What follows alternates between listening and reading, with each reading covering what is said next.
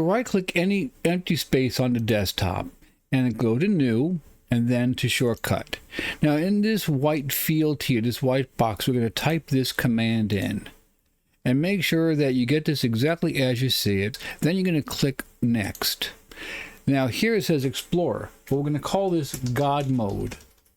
Then we're going to click Finish, and we see a newly created icon. I'll drag it right over here. Now what we're going to do is we're going to right click this to change the icon to look more like Control Panel. So right click it, click Properties, and then going to click on Change Icon.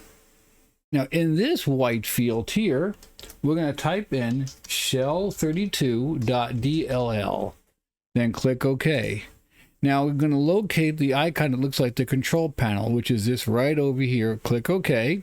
After you select it, click Apply, click OK again, and now we have the icon that looks like Control Panel and it's GodMode.